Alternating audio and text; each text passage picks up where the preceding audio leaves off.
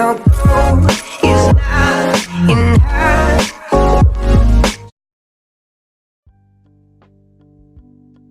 Assalamualaikum warahmatullahi wabarakatuh.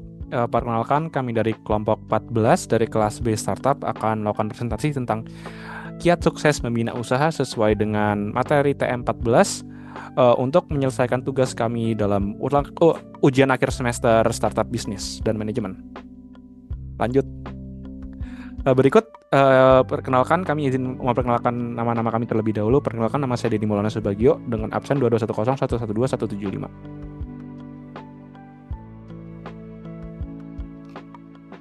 Saya Dea Rizky Mulyani dengan NIM 2210112039. Saya Sabila Maura dengan NIM 22101120037. Saya Devira Kusuma Putri dengan NIM 2210112013. Dan saya Lingga Sekarang dengan NIM belakang 027. Ini ada teman kita bernama Amira, namun sayang sekali dia sedang dalam kondisi yang tidak memungkinkan. Jadi kami yang memperkenalkan dia saja. Dia bernama Amira Zahrani dengan NIM 002. Lanjut. Berikut ini adalah dosen pengampu kami, Ibu Dr. Alfati S. Manggabarani. Oke, lanjut aja langsung. Pertama adalah langkah-langkah untuk memulai berwirausaha. Yang pertama, kita harus mengetahui dulu apa itu wirausaha. Wirausaha adalah mereka yang mendirikan, mengelola, mengembangkan, dan melembagakan perusahaan miliknya sendiri. Wirausahawan yaitu mereka yang menciptakan pekerjaan bagi dirinya sendiri dan bagi orang lain serta berswadaya. Lanjut. Sikap dasar seorang wirausaha. Berikut adalah sikap dasar seorang wirausaha. Yang pertama, bertekad bulat, ingin berwirausaha dan ada keberanian.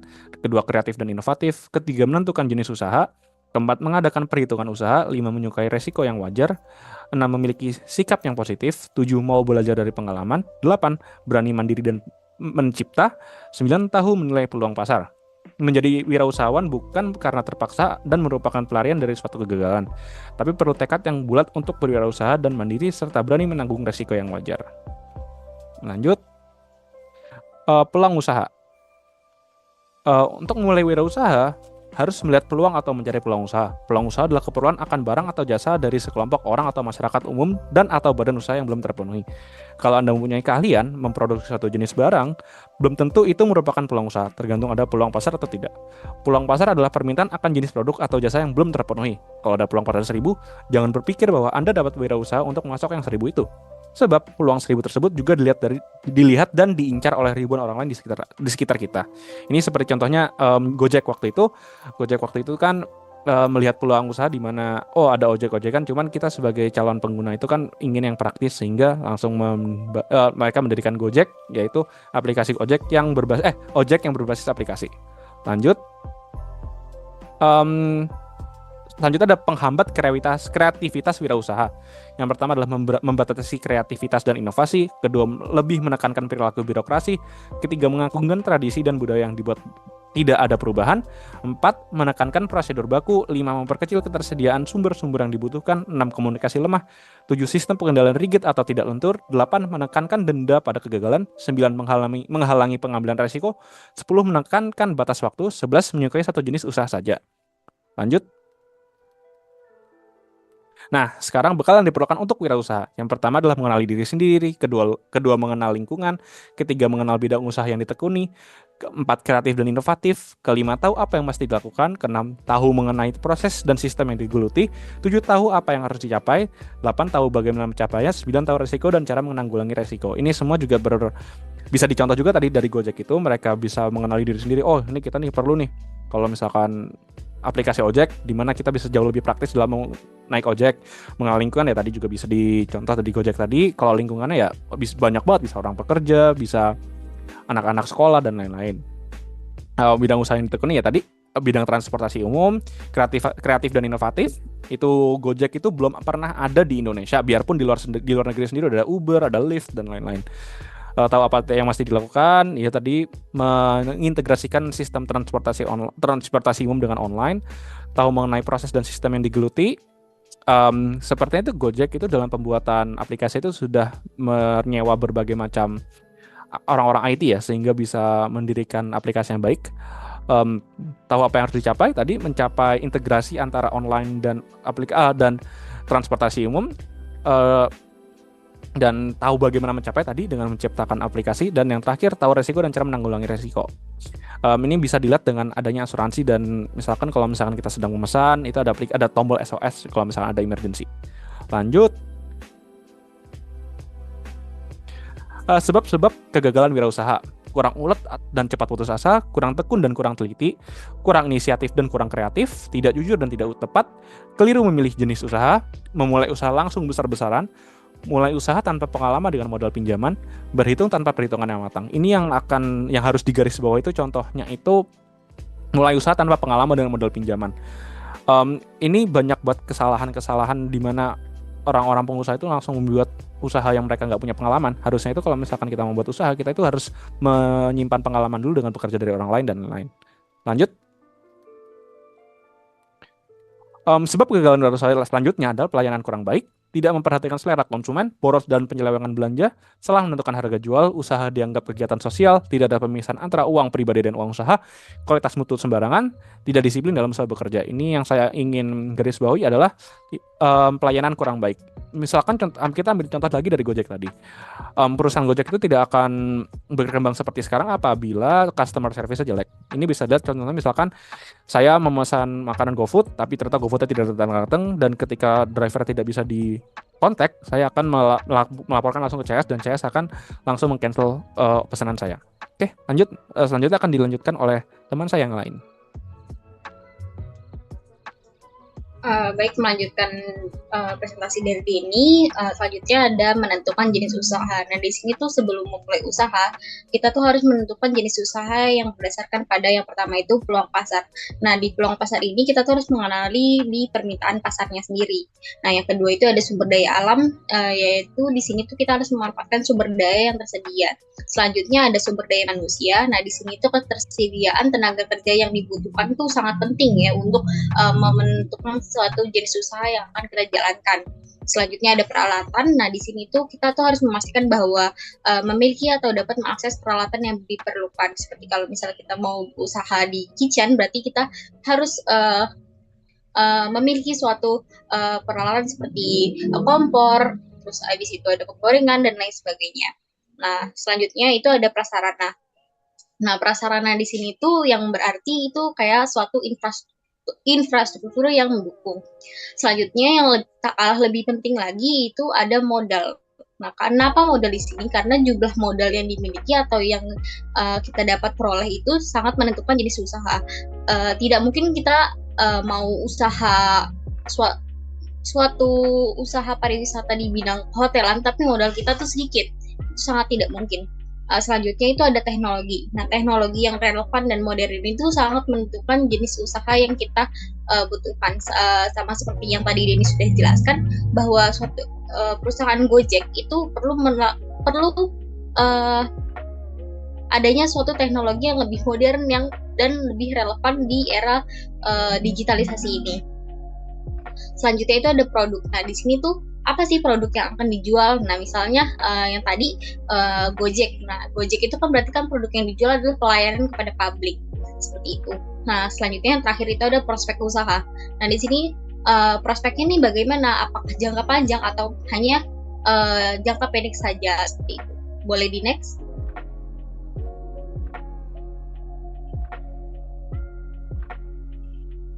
Selanjutnya itu ada pilihan usaha. Nah, usaha yang dilakukan itu harus memiliki nilai tambah. Kenapa? Misalnya yang pertama itu ada pertanian sayur dan buah organik. Nah, di sini itu menggunakan metode hidroop atau organik, dan di sini tuh harus menargetkan pasar menengah ke atas.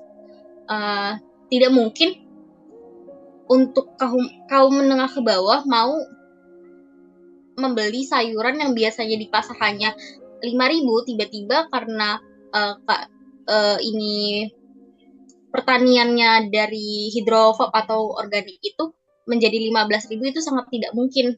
Mungkin ada yang mau, cuman peminat dari kalangan menengah ke bawah itu sedikit. Selanjutnya itu adalah usaha ayam petelur. Nah, di sini tuh produksi telur omega 3 itu tuh meski biaya produksinya lebih tinggi, tapi harga jualnya juga bisa berkali-kali lipat. Nah, selanjutnya yang terakhir itu adalah usaha ayam petelur modern. Nah, di sini tuh usahanya tuh menggunakan mesin otomatis untuk efisiensi biaya operasional dan peningkatan harga jual produk. Next. Nah, di sini itu ada memulai usaha dengan peluang berhasil 98%. Nah, di sini tuh ada dua pendapat yang menyatakan bahwa ini tuh bisa untuk memulai usaha dengan peluang berhasil 98%. Yang pertama itu dari buku Financial Revolution oleh Tung Deswarigin atau TDEW. Nah, di sini tuh usaha sendiri itu menurut dia itu peluang berhasilnya 15%. Sementara untuk kongsi dengan konglomerat asing di bidang baru itu peluang berhasilnya 50%. Terus ada kongsi dengan perusahaan asing berpengalaman itu peluang berhasilnya itu 75%. Sedangkan yang terakhir itu adalah kongsi dengan perusahaan asing terbaik di dunia, itu adalah peluang berhasilnya 98%. Sementara Michael dalam The Image itu menyatakan bahwa 80% perusahaan baru tutup di tahun pertama, sisanya 80% tutup pada 4 tahun berikutnya.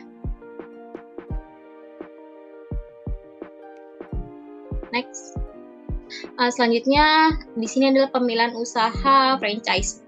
Nah, di sini tuh untuk peluang berhasil 98% itu pilih franchise terbaik karena yang pertama itu adalah internasional, itu harus cari yang terbaik di dunia, itu contohnya seperti Amerika, Eropa, Australia ataupun Jepang. Yang kedua itu nasional, itu mencari yang terbaik di dalam negeri atau kota setempat. Sementara untuk kualitas tim itu dibutuhkan tim dengan passion, integritas dan skill yang tinggi.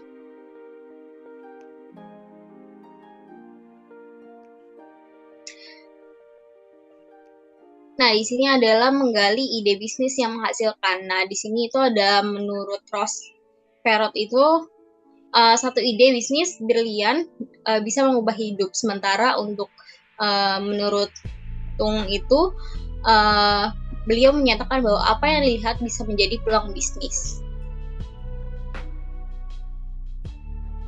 Next. Oke, ini yang terakhir. Di sini ada perhatikan tren teknologi. Nah, itu di sini tuh ada 3 fokus utama. Yang pertama itu adalah teknologi cepat berubah. Nah, seperti apa sih contohnya? Nah, contohnya itu kayak video tape itu tergantikan oleh VCD dalam 4 tahun. Lalu VCD juga tergantikan oleh DVD. Sementara untuk pagar tergantikan oleh SMS handphone. Lalu pernyataan kedua menyatakan bahwa Jeff Bezos itu mengamati kecepatan penetrasi internet. Nah, itu radio itu di 30 tahun untuk mencapai 50 juta pengguna, sementara televisi itu 13 tahun, PC itu 16 tahun, dan internet itu 4 tahun. Nah, yang ketiga itu fokus utama kita adalah jangan memilih usaha sunset. Apa sih usaha sunset? Nah, usaha sunset itu adalah usaha yang menurun dan tidak memiliki prospek masa depan.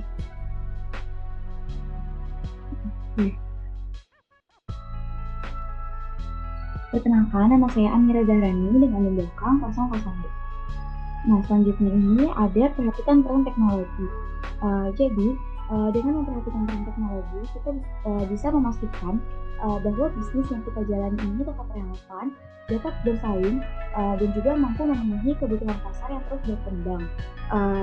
Hal ini merupakan faktor kunci untuk mencapai keberhasilan dalam jangka panjang dalam dunia bisnis yang terus berubah-ubah. Nah, ada contoh kasus dari Amazon. Jadi, Amazon ini merupakan contoh perusahaan yang bisa berhasil karena memperhatikan dan memanfaatkan tren teknologi.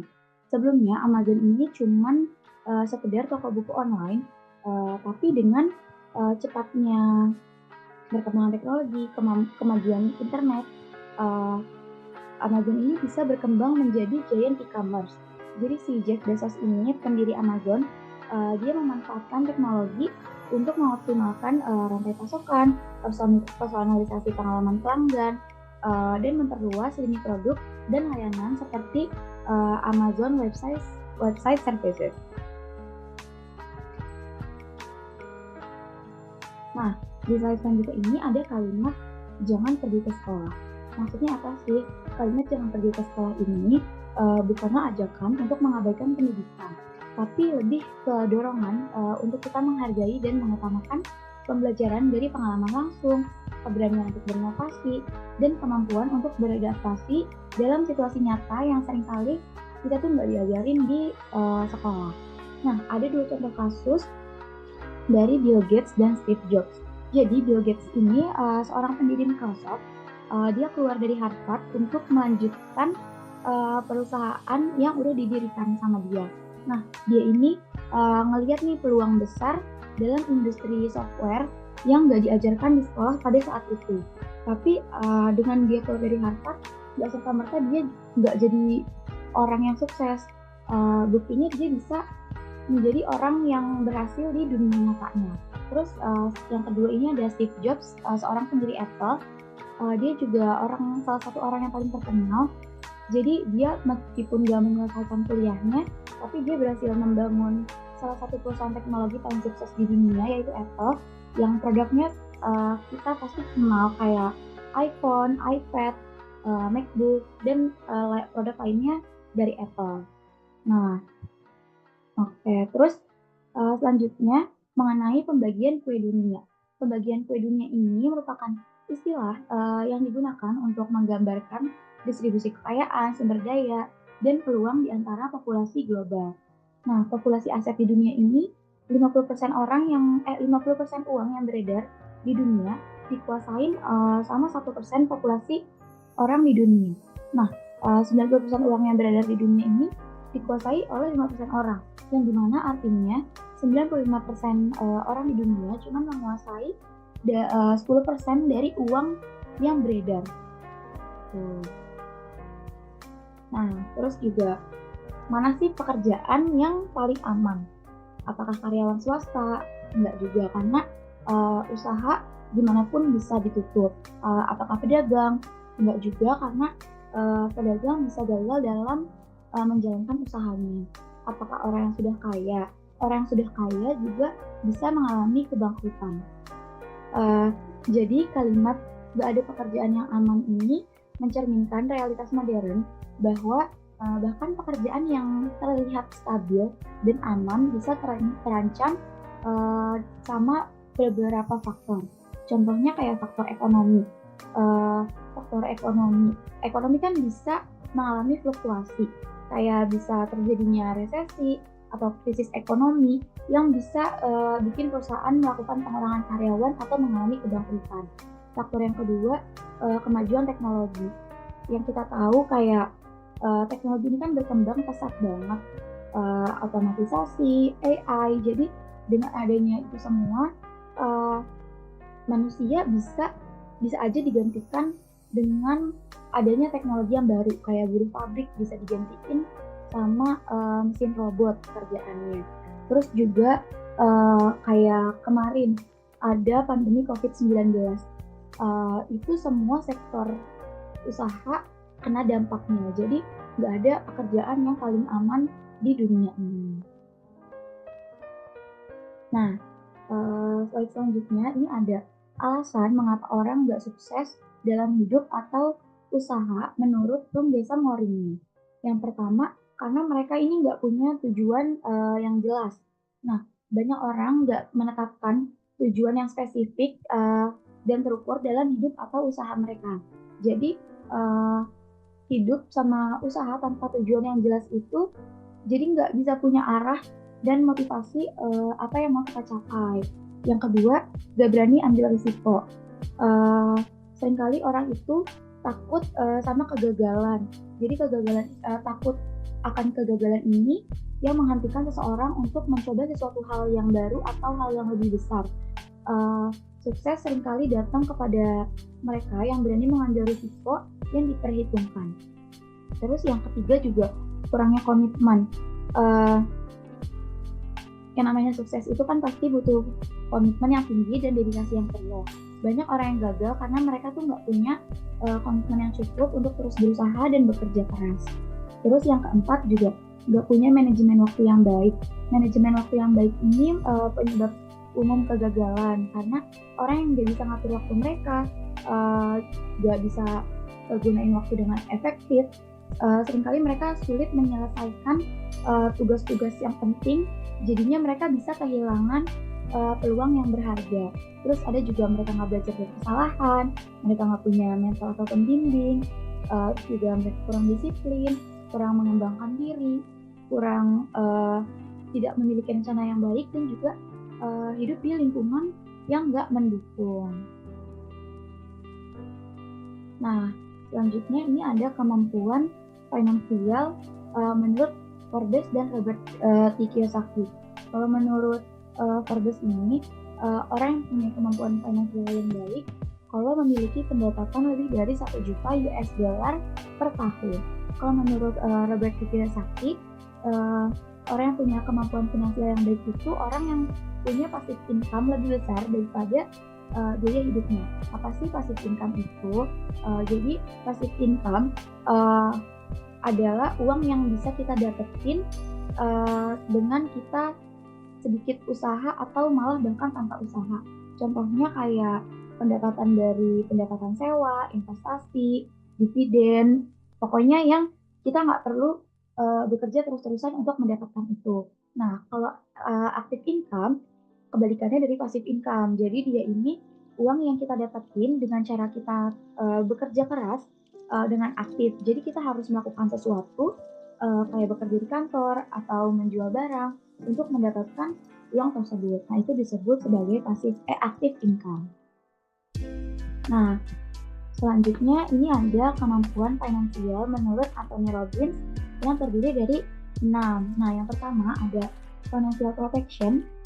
Jadi financial protection ini kita mempunyai kemampuan finansial untuk memenuhi pengeluaran minimum 2-24 bulan tanpa bekerja.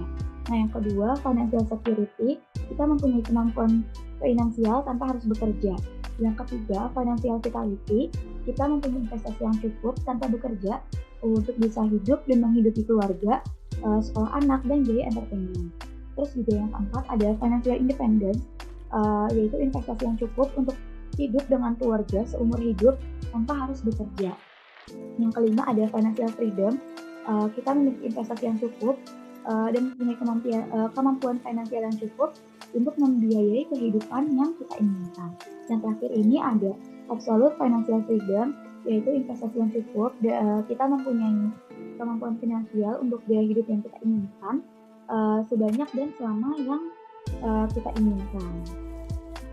Dari aku cukup, bisa dilanjutkan dengan Devir. Terima kasih. Nah, selanjutnya di sini menurut TDW, usaha yang sukses harus membuat nilai tambah atau NT dan faktor kali atau FK. Jadi, perusahaan perlu membuat nilai tambah agar servis yang diberikan lebih memuaskan, cepat, murah, serta lengkap. Juga perusahaan memiliki desain yang lebih banyak dan zero complaint. Berikut merupakan contoh dari nilai tambah yang bisa dilakukan oleh perusahaan. Pada level pertama, yaitu perusahaan bisa fokus membuat nilai tambah, seperti membuat rencana kerja yang spesifik, termasuk rencana budget. Yang kedua itu menerapkan total quality circle dalam perusahaan untuk membuat perbaikan secara terus-menerus. Yang ketiga, mengimplementasikan just in time dengan tujuan agar inventory tidak menumpuk dan gudang menjadi lebih efisien, juga perusahaan lebih fleksibel. Yang keempat yaitu mengimplementasikan cost reduction program di segala departemen seperti departemen produksi, purchasing, finance, research and development, HRD, dan marketing dengan tujuan untuk menekan production cost. Yang kelima yaitu mengimplementasikan ISO 9001 atau 9002 yaitu quality assurance untuk mendapatkan kepercayaan dari importir luar negeri. Yang keenam yaitu mengimplementasikan insentif sistem yang berisi target dan besarnya insentif uang yang dapat dijadikan self-motivation. Yang ketujuh yaitu mengimplementasikan manajemen perang sancu dalam manajemen industri atau bisnis dengan sinkronisasi koordinasi 7M. Yang pertama itu manajemen. Jadi perusahaan bisa mengembangkan strategi yang tepat untuk mencapai tujuan organisasi. Yang yaitu manpower. Yang dimaksud manpower di sini yaitu perusahaan bisa mengoptimalisasikan keterampilan juga kapabilitas SDM dari karyawan yang dimilikinya. Yang ketiga yaitu ada mesin. Jadi yang dimaksud mesin di sini yaitu perusahaan dapat menentukan alat produksi yang dapat digunakan secara efisien dalam kegiatan operasionalnya. Yang keempat yaitu ada money, yaitu perusahaan bisa mengalokasikan sumber daya keuangan secara efisien. Yang kelima ada material.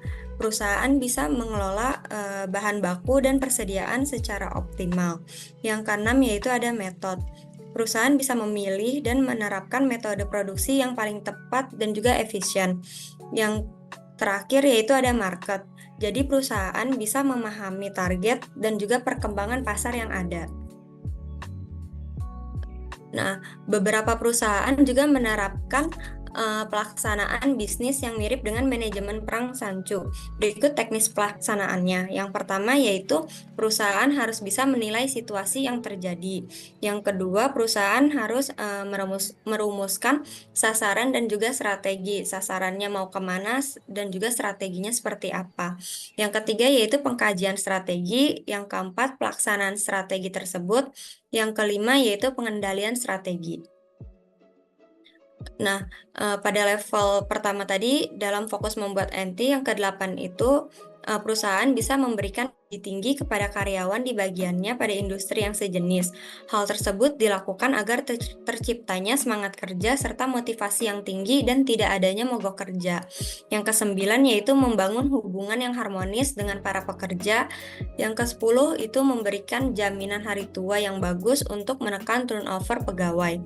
Yang terakhir yaitu memberikan saham kepada key manager dengan tujuan agar tidak terjadi pembajakan. Selanjutnya pada level kedua, perusahaan bisa fokus membuat faktor kali yang pertama. Dengan perusahaan fokus dalam membuat faktor kali, akan adanya terobosan teknologi baru, ekspansi perusahaan, serta meningkatnya margin per unit produk dari adanya desain baru. Lalu untuk level ketiganya yaitu perusahaan bisa fokus membuat faktor kali yang kedua. Jadi setelah fokus pertama perusahaan berhasil dilakukan, perusahaan dapat fokus dalam pembuatan pabrik atau cabang baru. Selain itu, perusahaan bisa membuka franchise sehingga market share dapat meningkat berkali-kali lipat. Selanjutnya di level keempat, perusahaan bisa fokus membuat faktor kali yang ketiga. Jadi setelah perusahaan berhasil dalam membuat pabrik baru atau franchise, perusahaan bisa go public dalam menjual saham atau IPO. Nah, hasil IPO tersebut kemudian dapat digunakan untuk membuat pabrik baru lagi dan harga saham akan meningkat. Kemudian aset perusahaan akan semakin meningkat juga. Nah, berikut ada contoh dari usaha bengkel mobil. Nah, level pertama yang bisa dilakukan oleh pemilik usaha bengkel mobil ini yaitu fokus membuat nilai tambah, yaitu dengan cara perusahaan bisa memberikan hasil servis yang lebih memuaskan, lebih cepat, lebih dekat, lebih murah, lebih lengkap, lebih dikenal, lebih modern, dan juga lebih ahli dari bengkel yang lain. Selanjutnya pada level kedua, pemilik usaha juga bisa fokus membuat faktor kali yang pertama, yaitu teknologi atau perlengkapan yang dimiliki oleh bengkel mobil ini harus lebih baik dan modern. Juga tempat usahanya harus lebih luas sehingga dapat menampung banyak mobil. Hal tersebut dapat meningkatkan margin per mobil dan dapat membuat pelanggan lebih sering berkunjung dengan memberikan rekomendasi perbaikan yang lain sewaktu selesai perbaikan. Pada level ketiga yaitu fokus membuat faktor kali yang kedua. Jadi setelah fokus pertama selesai, pemilik usaha dapat membuat cabang dan franchise baru sehingga lebih yang bisa dilayani secara berlipat ganda. Selanjutnya pada level keempat, fokus dari pemilik usaha ini fokusnya membuat faktor kali yang ketiga. Jadi setelah fokus kedua selesai, pemilik dapat go public dengan IPO untuk menjual saham. Apabila harga saham meningkat, maka aset akan semakin besar. Selanjutnya di sini, jadi orang itu harus berusaha memiliki penghasilan lebih dari satu sumber. Orang yang sukses itu biasanya memiliki income dari 70% dari sisi kanan dan 30% dari sisi kiri. Nah, dari sisi kanannya itu bisa misalnya income sebagai pegawai, juga bisa income sebagai teknopreneur. Nah, untuk dari maaf tadi itu untuk dari sisi kirinya. Lalu untuk sisi kanannya itu bisa income dari bisnis dan juga income pasif dari investment.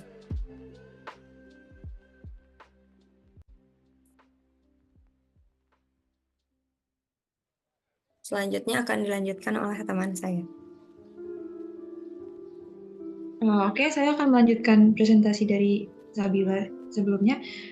Selanjutnya itu ada latar belakang orang dengan kemampuan finansial atau KF yang sukses menurut KCC. Jadi menurut KCC ini sebelumnya adalah seorang profesional dalam pengembangan sumber daya manusia dan pelatihan bisnis. Menurutnya, dari 100 orang kaya dengan kemampuan finansial yang sukses, 74% diantaranya merupakan seorang bisnismen. 10% diantaranya adalah seorang profesional, 10% diantaranya merupakan pemegang jabatan CEO, dan 60%-nya bekerja dalam kategori lainnya. Jadi, untuk sukses dalam berkemampuan finansial, disarankan untuk menjadi seorang pengusaha atau entrepreneur. Para pebisnis sukses asal luar negeri pun nggak sedikit yang menghentikan pendidikannya di jenjang universitas. Ada Larry Ellison, eksekutif dari Oracle, Henry Ford sebagai penemu mobil pertama di Amerika, Bill Gates yang menyelesaikan 3 semester sebelum membangun Microsoft, juga ada Michael Dell yang drop out di umur 19 tahun sebelum fokus ke bisnisnya. Kemudian ada 10 bidang pekerjaan yang menghasilkan orang terkaya di dunia, yang diantaranya adalah perbankan dan keuangan, pelayanan bisnis dan konsumen, organisasi nirlaba, real estate, perawatan kesehatan, industri teknologi, industri manufaktur, perhotelan dan hiburan, konstruksi dan teknik, serta food and beverage. Boleh di next.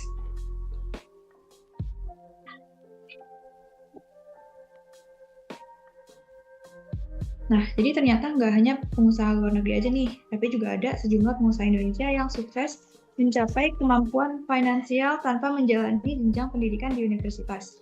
Yang pertama ada Bob Sadino, pendiri Kemchik.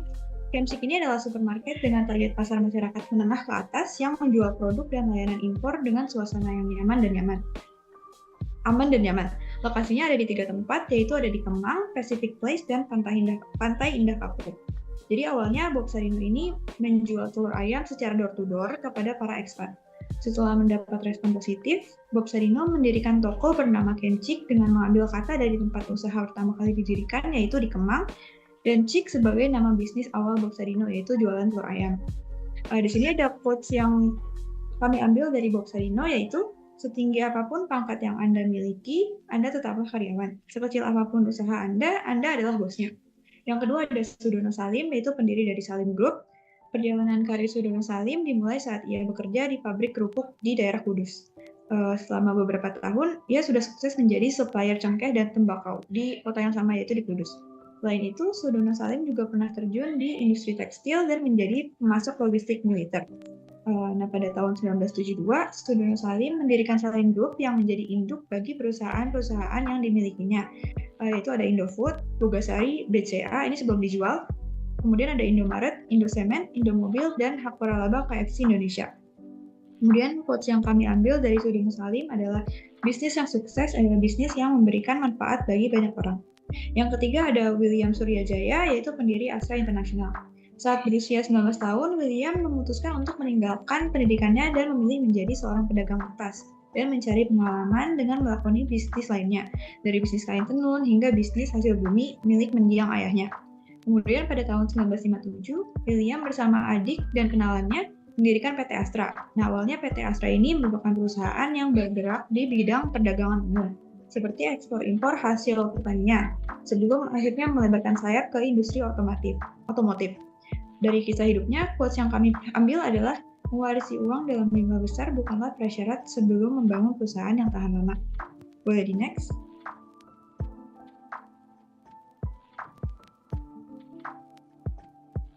Oke, selanjutnya ada Purdi Chandra, yaitu dari CEO dan owner dari Primagama. Jadi karir Purdi Chandra ini dimulai saat ia masih duduk di bangku SMP dengan menjual telur ayam dan bebek yang diternakan oleh ibunya. Kemudian pada tahun 1982, ia dan teman-temannya membangun lembaga bimbingan tes Primagama saat statusnya masih tercatat sebagai mahasiswa. Namun, Purdi Chandra lebih memilih fokus pada bisnisnya yang semakin berkembang dari tahun ke tahun. Quotes yang kami ambil dari Purdi Chandra adalah modal awal entrepreneur itu cuma berani dan mimpi. Selanjutnya ada Sunarno. Jadi Sunarno ini adalah pemulung yang menjadi jutawan melalui bisnis multi-level marketing atau MLM. Lahir dari keluarga miskin membuat Sunarno hanya bisa menamatkan pendidikan sekolah dasar. Dengan keadaan yang memaksa Sunarno menjadi pemulung sebagai mata pencaharian. Hingga tetangganya menjelaskan terkait bisnis MLM ini pada Sunarno. Sunarno itu awalnya juga nggak langsung ngerti. Tapi ia berpegang teguh pada keyakinannya dan tekun mengikuti berbagai pelatihan dan seminar MLM. Hasilnya adalah Sunarno berhasil meraih sukses dalam kurun waktu 27 bulan dengan peringkat Senior Network Director, posisi tertinggi di Forever Young MLM. Quotes yang kami ambil dari Sunarno adalah, beranilah mengambil keputusan karena keputusan itulah langkah awal dari sukses. Terus yang keenam ada Lim Lisa, pendiri asuransi BUSS. Lim Lisa memulai karirnya sebagai karyawan di perusahaan asuransi.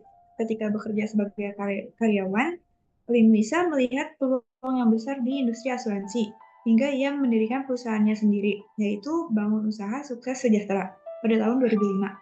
Lim Lisa berhasil menjadi salah satu tokoh wanita di Indonesia yang tergabung ke dalam organisasi asuransi bergengsi di dunia, yaitu MDRT atau Million Dollar Round Table. Lim Lisa juga dinilai mampu memperoleh penghasilan 1 miliar per tahun sehingga mendapat 22 kali bintang di MDIT atau Million Dollar Income Team. Quotes yang kami ambil dari Lim Lisa adalah, resep sukses berbisnis asuransi bukan hanya percaya dalam artian belief, tapi juga harus benar-benar percaya dalam artian trust terhadap bisnis yang dijalani. Boleh di next? Oke, selanjutnya ada bisnis teknologi dan teknopreneur. Apa sih bisnis teknologi? Jadi, bisnis teknologi adalah seperangkat praktik manajemen, alat, struktur organisasi, dan tata kelola teknologi yang dirancang untuk memastikan optimalisasi penggunaan teknologi perusahaan untuk memenuhi kebutuhan dan harapan pelanggan. Intinya, bisnis teknologi ini adalah bisnis yang turut berkecimpung dalam perkembangan teknologi. Sedangkan teknopreneur adalah orang yang berusaha di bidang teknologi dengan mengkombinasikan keterampilan wirausaha dan pemanfaatan teknologi untuk mentransformasikan produk atau layanan. Intinya, teknopreneur ini adalah pelaku bisnis yang melakukan usahanya dengan memanfaatkan teknologi. Bisnis teknologi ini dimulai di Silicon Valley, Amerika Serikat. Boleh di next? Jadi di Eropa, Jadi perkembangan bisnis teknologi ini kan awalnya di Amerika Serikat, kemudian dia mulai menyebar di Eropa. Di Eropa ini bisnis teknologi berkembang di Cambridge, di Inggris. Jadi banyak pebisnis yang mendirikan perusahaan yang bergerak di bidang teknologi di Cambridge. Seperti contohnya ada Darktrace yang menawarkan jasa keamanan cyber dan Pipe AI yang mengumpulkan data perilaku pengemudi pengguna jalan di London untuk membantu mengembangkan layanan taksi tanpa pengemudi. Yang kedua ada di Munich dan Berlin di Jerman. Jadi di Jerman juga banyak perusahaan yang bergerak di bidang teknologi, terutama perusahaan yang mengembangkan software atau aplikasi dan perusahaan yang merancang perangkat semikonduktor. Bisnis teknologi terbesar yang terutama dikenal nih sama anak akuntansi ada SAP, yaitu perusahaan yang mengembangkan software yang mengintegrasikan berbagai kebutuhan operasional perusahaan dengan berbagai modulnya. Selain itu ada Infineon yang menawarkan berbagai macam produk semikonduktor, mulai dari smart power switches yang dapat mencegah kerusakan yang disebabkan oleh suhu tinggi, arus berlebih, atau tegangan berlebih dengan diagnosis. Kemudian ada memori komputer, USB, dan jejaring nirkabel. Untuk di Asia sendiri, bisnis teknologi berkembang di 4 negara ya. Yang pertama ada di Taiwan, tempatnya ada di Hassenshu Science Park. Hassenshu Science Park ini kawasan industri berbasis sains di mana terdapat 370 perusahaan teknologi yang kebanyakan bergerak di bidang semikonduktor, komputer, telekomunikasi, dan optoelektronik. Hassenshu Science Park sekarang itu merupakan daerah yang penting dalam pembuatan semikonduktor. Terdapat 2 founder semikonduktor terbesar di Taiwan di Hassenshu Science Park ini. Yang pertama ada TSMC atau Taiwan Semiconductor Manufacturing Company dan UMC atau United Microelectronic Corporation yang terletak di kawasan Science Park. Kemudian ada di India, ada daerah di Bangalore dan Hyderabad. Jadi Bangalore itu adalah rumah bagi perusahaan software, industri telekomunikasi, dan organisasi pertahanan. Bangalore juga menjadi pengekspor teknologi informasi terbesar di India. Jadi perekonomian Bangalore dipengaruhi oleh perusahaan pembuka lapangan kerja, seperti contohnya ada Bharat Electronics Limited yang menawarkan produk dan sistem elektronik untuk sektor pertahanan dan non-pertahanan. Sementara itu, Hyderabad berkembang menjadi pusat utama industri teknologi informasi di India. Perekonomiannya juga dipicu oleh industri teknologi informasi, seperti Tech Mahindra, yaitu perusahaan jasa dan konsultasi teknologi informasi multinasional asal India. Yang ketiga ada di Shanghai, Cina. Jadi teknologi sebagai kekuatan mendorong pembangunan berkualitas tinggi di Shanghai, yang menjadikan Shanghai salah satu kota inovatif di dunia. Hal tersebut dibuktikan oleh capaian peringkat ke-8 di antara 100 cluster sains dan teknologi global pada tahun 2021. Salah satu perusahaan teknologi di Shanghai adalah Serim, yaitu agensi dan konsultan desain dan pengembangan web yang menawarkan layanan seperti desain situs web, pengembangan, search engine optimization, e-commerce, dan keamanan cyber. Selain itu juga ada Intech IT Solution, yaitu perusahaan yang terdiri dari berbagai profesional teknologi informasi yang bisa berbahasa Inggris. Jadi mereka menawarkan jasa pada ekspatriat dan perusahaan multinasional dalam memecahkan masalah teknologi informasi yang dihadapi selama berbisnis di Cina. Terus di negara kita juga ada nih, di Bandung. Jadi Bandung telah menjadi rumah bagi sejumlah startup teknologi yang sukses, mulai dari pengembangan aplikasi mobile, platform e-commerce, hingga solusi perangkat lunak untuk berbagai kebutuhan industri. Salah satunya ada Octagon Studio, yaitu perusahaan teknologi yang mengkhususkan diri dalam menyediakan produk augmented reality dan virtual reality berkualitas tinggi. Contoh produknya adalah headset VR dan buku mewarnai digital 4 dimensi. Selain itu juga ada Digital Happiness, yaitu studio game yang berspesialisasi dalam mengembangkan game bergenre horor. Mungkin ada yang pernah dengar game Dread Out, itu game tentang anak SMA namanya Linda terjebak di sekolah tua gitu. Terus dia harus ngalahin hantu dengan flash handphonenya, itu salah satu produk perusahaan itu. Boleh di next. Selanjutnya ada fase kemajuan peradaban manusia. Jadi fase kemajuan peradaban manusia dibagi menjadi 4 fase pertumbuhan. Yang pertama itu adalah gelombang pertumbuhan pertanian. Fase ini terjadi saat manusia masih mengolah tanah, bibit unggul, serta berkecimpung dalam membangun irigasi, mekanisasi, dan peternakan dalam kehidupan sehari-hari. Yang kedua ada gelombang pertumbuhan industri. Fase ini ditandai oleh revolusi industri di Inggris, Eropa, dan kemudian menyebar ke Amerika, di mana manusia udah bisa memanfaatkan mesin dalam beraktivitas industri. Yang ketiga ada gelombang mass production, di mana fase ini ditandai oleh perekonomian yang berbasis pada pelanggan, produksi dalam jumlah yang banyak, serta pembuatan otomotif. Dan yang keempat ada gelombang bisnis teknologi. Fase ini ditandai oleh perkembangan teknologi, munculnya technopreneur, Silicon Valley, yang menyebar ke Eropa dan kemudian menyebar ke Asia. Boleh di next. Jadi selanjutnya ada perkembangan bisnis teknologi di Silicon Valley. Silicon Valley ini terletak di San Francisco, California, Amerika Serikat. Silicon Valley menjadi kediaman bagi perusahaan-perusahaan yang bergerak di bidang teknologi. Dimulai pada tahun 1939, awalnya perusahaan yang mendiami daerah ini adalah perusahaan yang bergerak pada radio, televisi, dan teknologi militer. Kemudian pada tahun 1971, istilah Silicon Valley muncul sebagai sebutan untuk kawasan industri teknologi tersebut. Diberi nama Silicon Valley karena di kawasan tersebut banyak perusahaan yang terlibat dalam industri semikonduktor, dan silikon adalah bahan yang digunakan untuk membuat produk semikonduktor komersil. Sekarang banyak banget nih perusahaan-perusahaan teknologi yang bersarang di kawasan Silicon Valley, seperti Hewlett Packard, ya pokoknya HP, itu di bidang elektronik, laptop, Fairchild itu di bidang printed circuit, kemudian ada Xerox, mesin fotokopi, Apple Electronics, National Semiconductor, Integrated Circuit juga, kemudian ada Intel sebagai prosesor komputer, Oracle yaitu database software, Google sebagai web search engine, PayPal sebagai online payment, Sony Interactive Entertainment yang berkecimpung dalam video game, kemudian ada eBay sebagai marketplace, dan Tesla yaitu mobil listrik. Boleh di next. Selanjutnya ada permainan Fakultas Teknik Stanford University pada Silicon Valley. Nah ternyata ada hubungannya nih antara Stanford University sama Silicon Valley. Jadi seorang profesor teknik Stanford, Frederick Terman, memutuskan untuk menciptakan lebih banyak peluang kerja untuk muridnya. Jadi, ia mendukung dua mahasiswanya pada saat itu, yaitu William Hewlett dan David Packard, untuk membuka perusahaan teknologi dengan dana hibah. Jadi Hewlett Packard atau HP ini berdiri pada tahun 1939 sebagai perusahaan awal di Silicon Valley oleh ketiganya. Jadi perusahaan ini awalnya tuh terbangun di sebuah garasi mobil dengan modal awal cuma sebesar 500 USD. Kemudian omset per tahunnya udah mencapai USD 47,1 miliar pada tahun 1990-an. Selanjutnya akan dilanjutkan oleh rekan saya. Terima kasih kepada Devira. Selanjutnya saya izin melanjutkan materi selanjutnya, yaitu pertumbuhan volume bisnis IT atau teknologi informasi. Jadi di sini kita bisa melihat ada suatu grafik yang menggambarkan pertumbuhan volume bisnis TI yang berangsur secara drastis pada 40 tahun pertama di Indonesia, yaitu yang dimulai dari tahun 1960 sampai tahun 2000-an. Lalu di sini ada poin-poin penting. Jadi pada tahun 1960 sampai 1970 itu volume bisnis TI itu cenderung rendah, bahkan mendekati angka 0. Hal ini dikarenakan karena industri TI di Indonesia itu masih dalam tahap awal perkembangannya.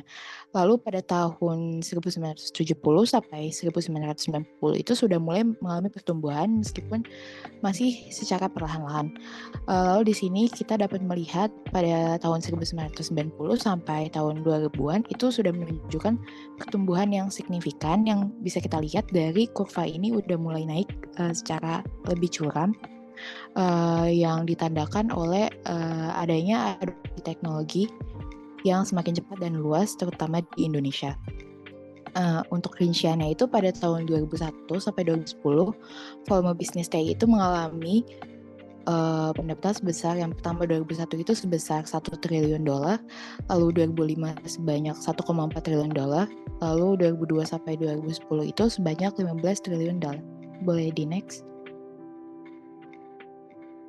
Selanjutnya ada pembahasan yaitu apa itu modal ventura. Jadi modal ventura itu adalah suatu usaha penyedia pembiayaan untuk memungkinkan pembentukan dan pengembangan usaha-usaha baru di berbagai bidang. Nah, hal ini itu digagaskan sama salah satu tokoh terkenal yaitu Robert White, dan ciri-cirinya antara lain yaitu modal ventura itu mengelola modal dari investor dan diakui sebagai ekuitas dalam perusahaan. Yang kedua itu lebih banyak mendanai teknopreneur atau bisnis teknologi. Lalu yang terakhir itu digunakan sebagai pendanaan oleh giant invent. Nah, apa sih kaitannya modal ventura sama perkembangan bisnis teknologi informasi tadi? Nah, sebenarnya modal ventura itu dapat menyokong perkembangan bisnis TI dan teknopreneur itu secara pesat. Yang pertama itu dikarenakan ada pendanaan yang besar. Nah, modal ventura itu bisa menyediakan dana dalam jumlah yang besar untuk pengembangan teknologi dan ekspansi yang cepat. Lalu yang kedua itu toleransi risikonya itu tinggi karena modal ventura itu cenderung berani untuk berinvestasi pada ide-ide yang inovatif. Lalu yang terakhir itu modal ventura itu juga mendorong inovasi dengan mendanai ide-ide yang baru dan disruptif. Boleh di next. Nah, selanjutnya untuk sumber modal ventura ini bisa dibagi menjadi 5 jenis dari total keseluruhan 100%. Yang pertama itu 37% berasal dari dana pensiun, selanjutnya 23% berasal dari korporasi, 16% dari yayasan dan dana abadi, 12% dari keluarga dan lembaga, dan 12% itu berasal dari dana lain-lainnya.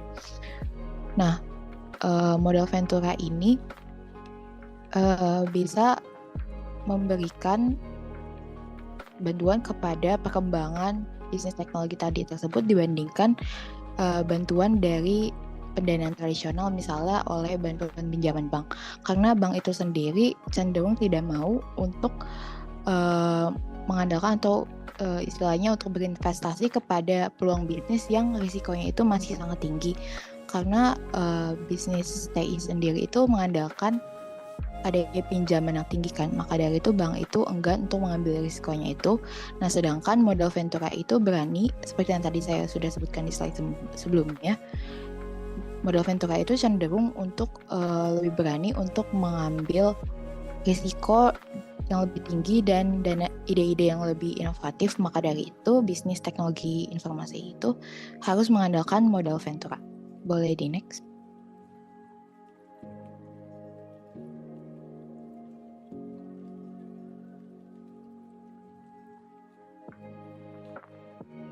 Selanjutnya untuk pelopor badan teknologi yang ada di Indonesia itu adalah Puspiptek yang merupakan dimulainya di kawasan Serpong yaitu pada 1976. Lalu Puspiptek ini diarahkan menjadi bentuk kerjasama komersial antara penghasil teknologi, teknopreneur, dan modal tidak tercipta.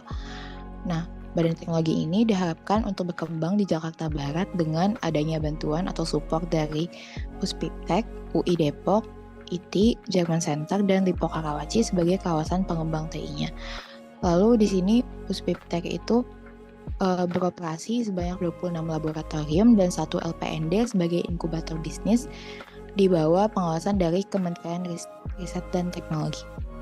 Boleh di next.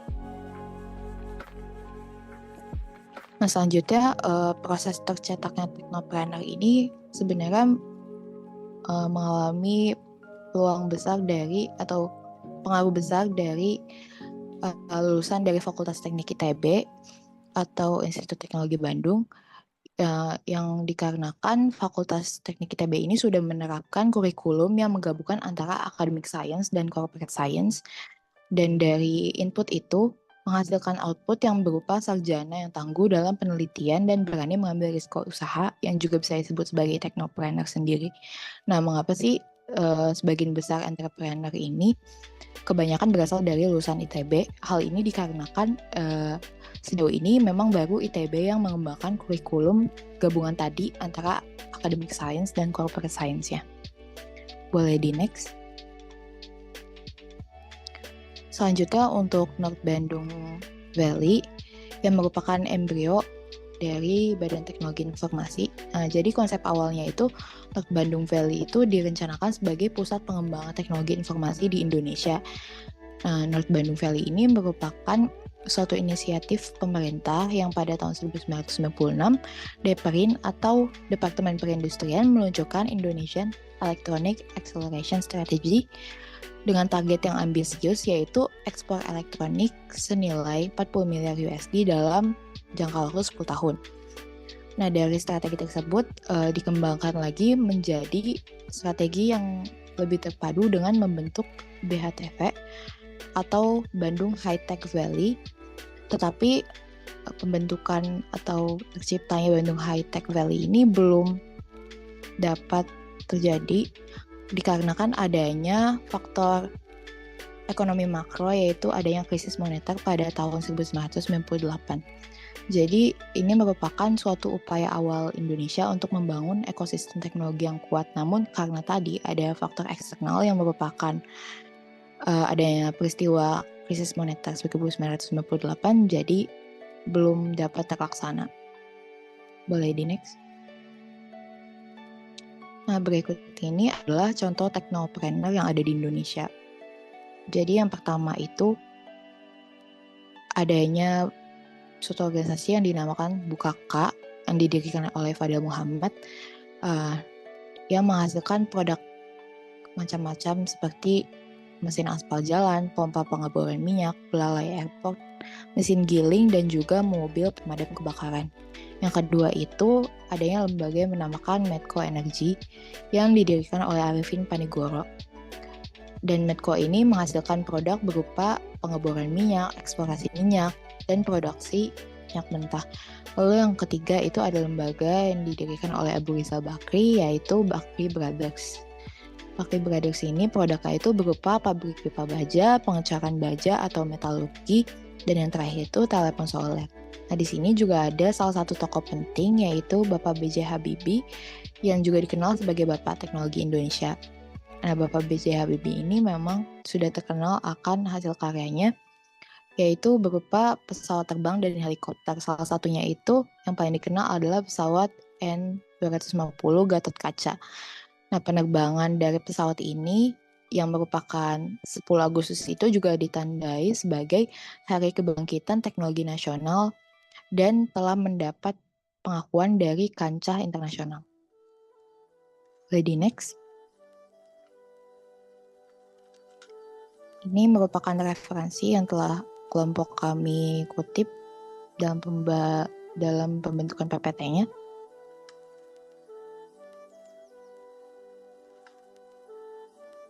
Sekian dari kelompok kami, mungkin itu saja yang dapat kami sampaikan. Kurang lebihnya mohon maaf. Wabillahi taufiq wal hidayah. Wassalamualaikum warahmatullahi wabarakatuh. Waalaikumsalam warahmatullahi wabarakatuh.